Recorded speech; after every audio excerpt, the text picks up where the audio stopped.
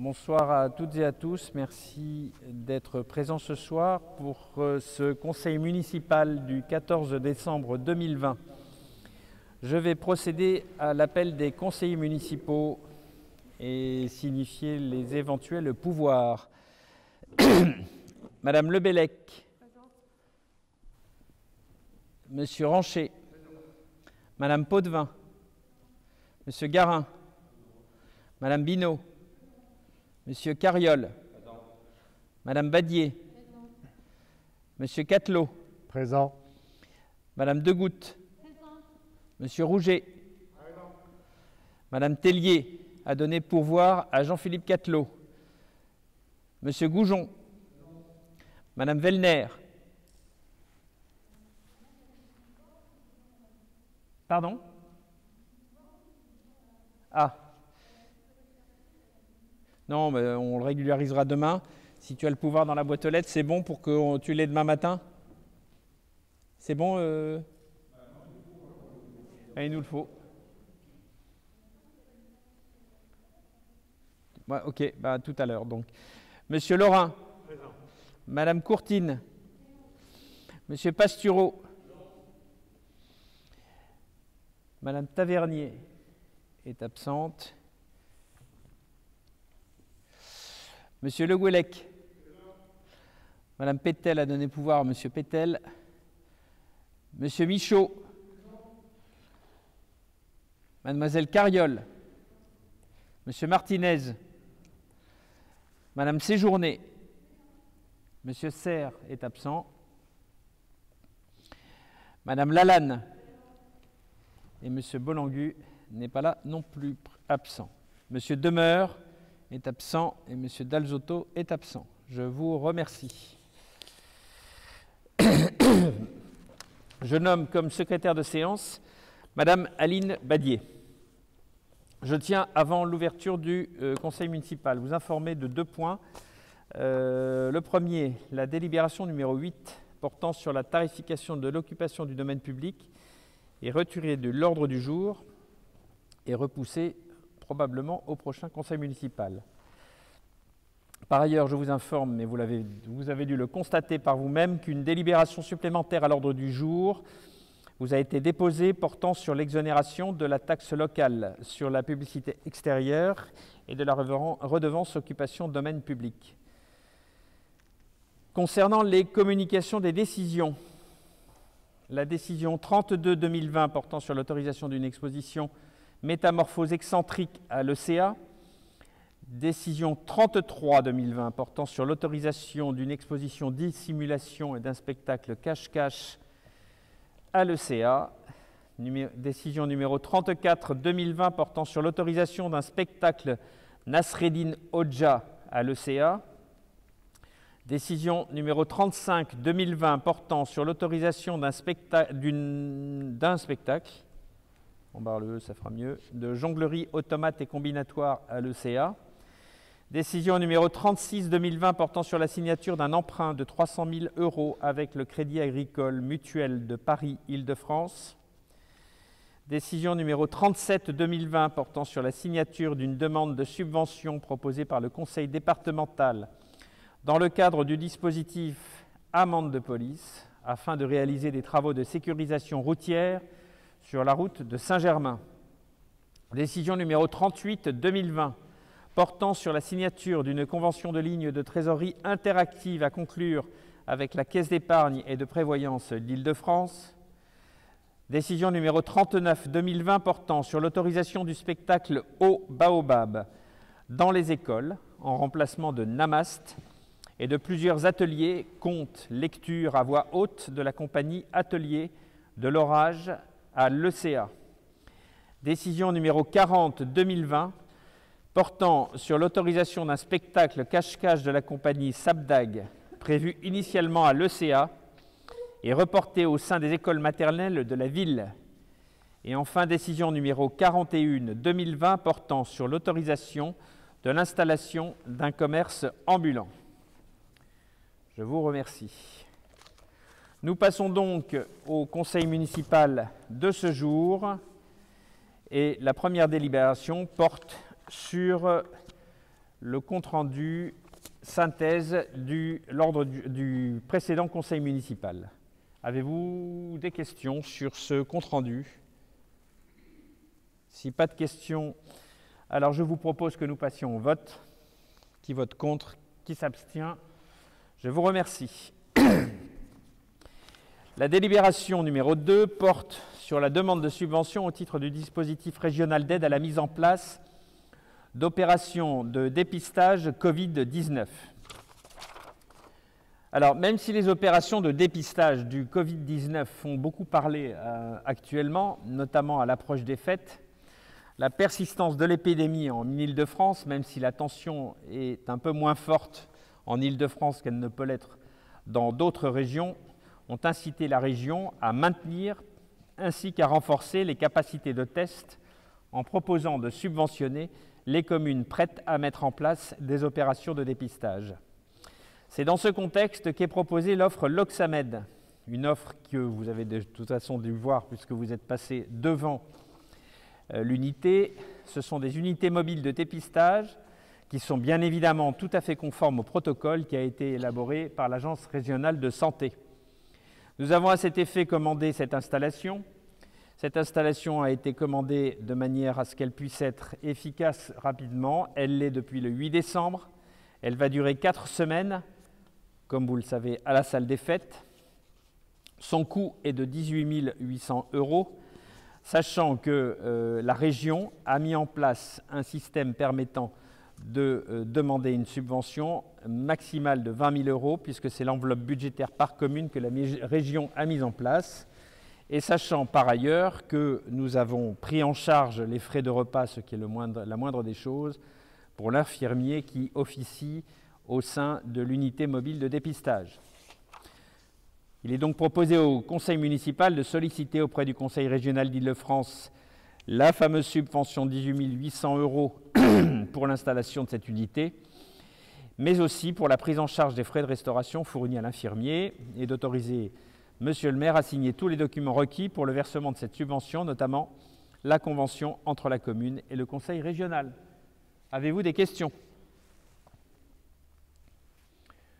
Visiblement pas de questions. En ce cas, je vous propose que nous passions au vote. Contre, abstention, vote à l'unanimité. Je vous remercie. Nous passons à la délibération numéro 3 portant sur l'affectation du résultat de fonctionnement de l'exercice 2019. Et je passe la parole à Jean-Philippe Catelot. Le micro, la sucette arrive. C'est bon, Claude. Donc, l'affectation du résultat de fonctionnement de l'exercice 2019. Les services de la préfecture nous ont informé par courriel du 13 novembre que notre affectation de résultat à l'article 002 excédent de fonctionnement reporté n'était pas correcte. En effet, en application de l'article R2311-12 du Code général des collectivités territoriales, le déficit de la section d'investissement doit être en priorité affecté au compte 1068, affectation en réserve.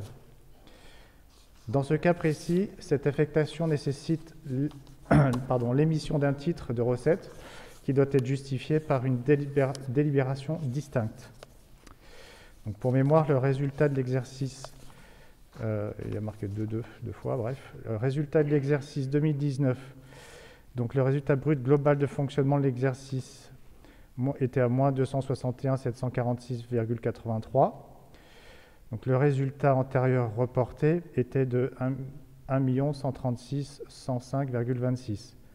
Donc ce qui nous amenait à un résultat de fonctionnement de 874 358,43. Le solde d'exécution de la section d'investissement était de 1 566 855,47.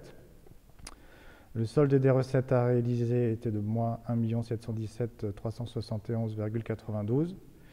Et donc le résultat net de la section d'investissement était négatif. Donc c'est ce qu'on disait un petit peu plus haut, lorsque la section d'investissement est déficitaire, il faut l'affecter au compte 1068. Et il faut le prendre en fait sur le fonctionnement. Voilà. Donc, pour la section de fonctionnement, si vous lisez la notice, on vient de le dire, c'est-à-dire que le déficit d'investissement était de 150 516,45. il convient de le combler, comme on vient de le dire, avec le compte 1068. Ça, c'est le premier point. Il y a un deuxième point qui vient s'intercaler, qui est, lui, pas connecté. C'est une correction d'inscription de compte et une erreur, pas de compte, mais de montant. Il y a 10 000 en trop qui avaient été inscrits. Donc, au lieu d'écrire dans l'article 001 du solde d'exécution de la section d'investissement, était de 5 556 855,47 €, il faut le remplacer par 1 566 855,47. Si on revient sur notre sujet, c'est-à-dire d'annuler l'affectation au 002 d'excédent de fonctionnement reporté, puisqu'on doit le diminuer, comme je l'ai dit, 150 000 516,45 au résultat qui était, lui, de résultat de fonctionnement qui était reporté pour un montant de 874 358,43. Donc il faut annuler cette affectation compte 002 pour le résultat de fonctionnement de 2019. Et il faut l'inscrire comme suit, c'est-à-dire il faut inscrire l'article 002 excédent de fonctionnement reporté pour 723 841,98 et il faut inscrire, on l'a dit, l'article 1068 affectation en réserve pour 150 516,45. On revient sur le point pour l'article 001 sur le solde d'exécution de la section d'investissement où il y avait une erreur de 10 000 €. Et donc, il faut annuler, on l'a dit, le report de l'article 001, solde d'exécution de la section d'investissement pour un montant de 1 556 855,47 €, inscrit sur la délib 65-2020 du Conseil municipal du 9 novembre 2020 et le remplacer par donc, le montant qui est de 1 566 855,47 €. Voilà, donc pour finir, on va émettre un titre, comme on l'a dit, pour l'intégration du montant des 150 516,45. Nous verrons un petit peu plus tard dans la décision modificative. Et on va l'émettre en recette d'investissement dans l'article 1068, comme dit précédemment. Et donc le solde sera bien pour l'excédent de fonctionnement de 723 841,98. Voilà pour cette délibération sur l'affectation du résultat de fonctionnement de l'exercice 2019. Avez-vous des questions? Pas de questions. Pas de questions. On procède au vote. Donc nous passons au vote. Qui vote contre? Est-il des votes? Qui s'abstient? Vote à l'unanimité. Merci beaucoup. Nous passons à la délibération numéro 4 portant sur l'autorisation budgétaire pour les dépenses d'investissement avant le vote du budget primitif, le fameux BP. Je repasse la parole à Jean-Philippe Catelot. Alors la délib numéro 4. Cette délib permet en fait de solliciter, de continuer en fait les investissements pour 2021 en attendant le vote du BP 2021, de sorte qu'on ne puisse pas s'arrêter à la fin de l'année. Et donc on sollicite la possibilité donc, de pouvoir utiliser les investissements avant le vote du BP 2021. Et pour ce faire, la règle c'est l'article L1612-1. Je vous fais part de la lecture. Et en fait, on peut solliciter donc 25% des budgets ouverts sur l'année N-1. Donc sur les chapitres 20, 21 et 23, donc chapitre 20, immobilisation incorporelle, chapitre 21, immobilisation corporelle, chapitre 23, immobilisation en cours. Et donc vous avez le détail. Sur le chapitre 20, théoriquement, nous pourrions solliciter 35 000 fois 25%, on pourrait solliciter donc 8 750 €. Vous le voyez dans le tableau un peu plus bas. En fait, on a arrondi, on le sollicite à hauteur de 8 000 €. Pour le chapitre 21, on pourrait solliciter 119 915, on a arrondi à 112 000. Et pour le chapitre 23, nous pourrions solliciter 659 931,61 et nous sollicitons 450 000 €. Voilà. Donc voilà, C'est bon? c'est bon. Ok, est-ce que sur ce sujet de l'autorisation budgétaire, vous avez des questions? Visiblement pas de questions, donc je vous propose que nous passions au vote. Qui vote contre? Qui s'abstient? Je vous remercie. Nous passons à la délibération numéro 5 portant sur la sollicitation du fonds de concours complémentaire Solidarité 2020 de la communauté d'agglomération Grand Paris Sud, Seine-Essonne-Sénart. Je passe la parole à Jean-Philippe Catelot. Concernant cette délibération numéro 5, nous sollicitons en fait la deuxième phase puisqu'il a été renouvelé en fait du fonds de concours. En fait, la délibération en date du 20 novembre 2018, la communauté d'agglomération Grand Paris Sud, Seine-Essonne-Sénart a validé pour la commune la possibilité de bénéficier du fonds de concours complémentaire solidaire 2019. Ce dispositif complétait celui posé pour l'attribution des fonds de concours en investissement au sein de la communauté d'agglomération Grand Paris Sud, Essonne-Sénart. Ce dispositif est reconduit pour la seconde fois, comme je le disais, cette année. Il attribue un montant de subvention pouvant atteindre jusqu'à 75 317 € pour la commune de Saint-Germain-les-Corbeilles et pouvant porter sur l'opération de son choix. Alors, considérant ce qui a été dit à l'instant, donc il est proposé, il est opportun même de mobiliser ce fonds pour les travaux d'isolation thermique par l'extérieur des groupes scolaires Croix-Verte et Préau. Il est proposé au conseil municipal de délibérer afin de demander l'attribution de ce fonds pour un montant de 75 317 € alloués aux travaux des travaux énumérés ci-dessus.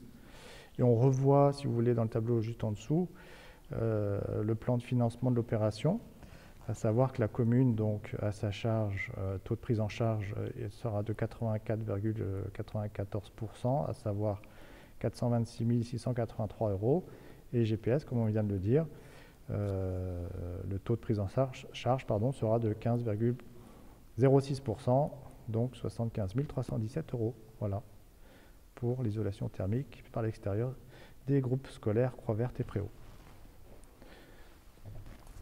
C'est bon? C'est bon. Merci Jean-Philippe. Donc, avez-vous sur ces thèmes évoqués par Jean-Philippe, nécessitant la sollicitation des fonds de concours complémentaires, est-ce que vous avez des questions? Si pas de questions, je vous propose que nous passions au vote. Qui vote contre? Qui s'abstient? Je vous remercie. Nous passons à la délibération numéro 6, portant sur la modification du tableau des effectifs. Alors, cette délibération, en définitive, elle a deux objectifs qui s'inscrivent dans le cadre de ces modifications à apporter au tableau des effectifs. La première modification, elle porte sur le fait que nous nous devons de préparer l'année 2021. Or, en ce début d'année 2021, nous allons accueillir au sein de la police municipale un nouvel agent.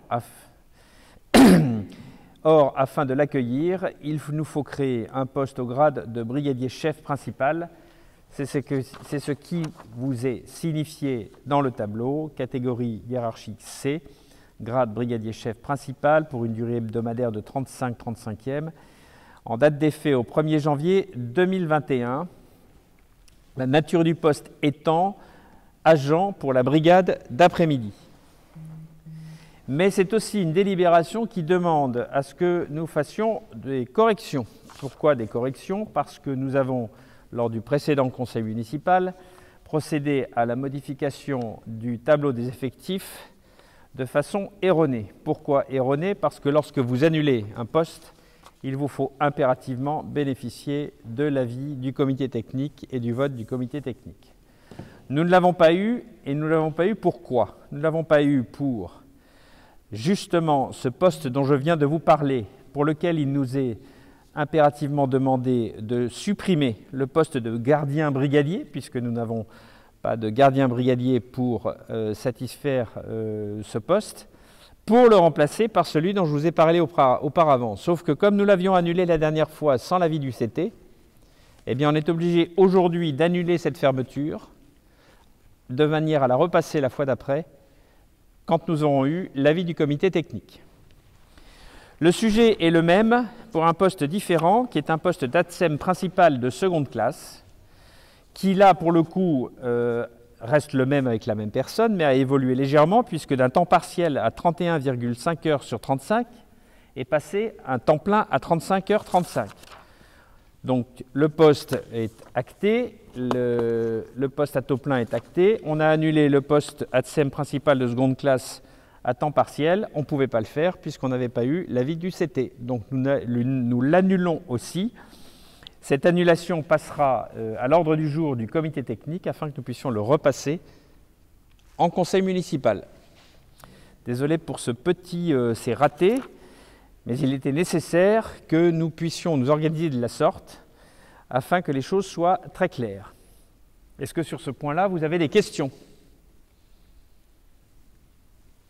Si pas de questions, alors nous passons au vote. Qui vote contre ? Qui s'abstient ? Je vous remercie. Vote à l'unanimité. Nous passons à la délibération numéro 7, portant sur la décision modificative numéro 1 de la commune. Et je passe la parole à Jean-Philippe Catelot. Merci. Donc la décision modificative numéro 1 de la commune, comme je l'ai dit, donc c'est la conséquence du vote que nous venons de faire sur la DIV numéro 3, qui était l'affectation de résultats de fonctionnement de l'exercice 2019. Nous allons maintenant procéder à la décision modificative pour l'exercice 2020. Donc suite à cette affectation, comme je viens de le dire, de résultats, il faut maintenant diminuer le chapitre 02 en excédent de fonctionnement pour le montant de 150 516,45 à l'article 168, comme on le disait dans la délib numéro 3. Pour cela, il convient également de faire quelques régularisations sur les opérations suivantes en section d'investissement. La maison médicale, il faut affecter le montant de 30 000 € en dépenses sur le compte 2313. Le gymnase, il faut l'affecter. Alors là, il y a une petite erreur en même temps que je le lis là. Il faut aller regarder un petit peu plus bas en fait. C'est 40 379,45 et non pas 38 616,45. L'attribution de compensation GPS, c'est pas 3600, c'est 1837. Et l'installation matérielle et outillage technique, 80 000 sur le compte 2315 en dépenses, ça c'est bon. Et le complément sur les amortissements pour 1700 € en recettes. Donc, il est proposé au conseil municipal d'approuver la décision modificative numéro 1 avec le détail que je vais redonner ci-dessous, c'est-à-dire en section de fonctionnement. Tout le monde a compris que le chapitre 002 allait être diminué de 150 516,45, que le chapitre 042 nous allions inscrire une dépense de 1700. Donc nous avons en chapitre 011 l'article 611, moins 152 216,45. Concernant la section d'investissement sur le chapitre 23, donc comme on l'a vu un petit peu plus haut, on a bien 80 000 en dépenses. Sur la construction, on a bien 30 000. Sur la construction, cette fois-ci pour le gymnase, au-dessus, pour les 30 000, c'était la maison médicale. Sur l'opération 124, c'est le gymnase. Pour 40 379,45 et l'attribution de compensation d'investissement sur les subventions d'équipement versées pour 1837 € précisément. Sur le chapitre 040, nous avons 1700 €, ce qui nous donne bien donc pour les sections d'investissement l'équilibre à 152 216,45. Donc vous l'avez compris, on diminue le fonctionnement pour réinjecter sur l'investissement. Voilà pour la décision modificative numéro 1 de la commune. Avez-vous des questions ? Si pas de questions, nous passons au vote. Qui vote contre ? Qui s'abstient ? Je vous remercie. Nous passons à la délibération numéro C'est la 8 dans l'absolu, c'est pas la 8 dans la réalité puisqu'elle a été annulée. Délibération numéro 9 portant sur l'exonération de la taxe locale sur la publicité extérieure et de la redevance d'occupation du domaine public que nous vous avons déposé sur la table. Et je passe la parole à Jean-Philippe Catelot. Alors, concernant l'exonération de la taxe locale sur la publicité extérieure et la redevance d'occupation du domaine public, effectivement, avec la crise sanitaire, avec la Covid, donc, il y a eu énormément de contraintes pour les commerçants et également pour les commerçants de Saint-Germain-les-Corbeilles. Et les commerçants de Saint-Germain-les-Corbeilles nous ont sollicité afin de pouvoir les accompagner ou de compenser certaines pertes ou certaines recettes qu'ils n'auraient pas eues. Et c'est pour ça que nous vous proposons aujourd'hui au Conseil donc l'exonération de la taxe locale sur la publicité extérieure et pour une deuxième partie, la redevance d'occupation du domaine public. Donc, il a été choisi comme critère, comme c'est écrit, en fait, c'est que les commerces non essentiels, eux, ont fermé. Et donc, si ces commerces ont fermé, on propose donc l'exonération de la taxe locale sur la publicité extérieure et de la redevance d'occupation du domaine public pour ceux qui sont concernés. Donc la liste, vous l'avez ci-dessous. Concernant la taxe locale sur la publicité extérieure, les entreprises sont les suivantes. On a Hôtel Campanile pour 682 €, Hôtel Ibis pour 372, Miami Beach pour 310, Restaurant Sakura pour 184,45, W pour 782,75, Buffalo Grill pour 1000 € puisque c'est un plafond que nous avons mis en place, l'agence immobilière Vallée pour 248 €. Concernant la redevance d'occupation du domaine public, il y a donc le restaurant Le Silan pour 500 €, salon de thé Cook 500 €, café bar le Royal Saint-Germain 1000 € et camion à pizza pour 468 €. Voilà. Avez-vous des questions sur cette délibération? Pas de questions. Donc en ce cas, je vous propose que nous passions au vote. Qui vote contre? Qui s'abstient? Je vous en remercie. Vote à l'unanimité. Les délibérations, l'ordre du jour du Conseil municipal de ce jour 14 décembre 2020 est terminé. Je vous remercie à toutes et à tous.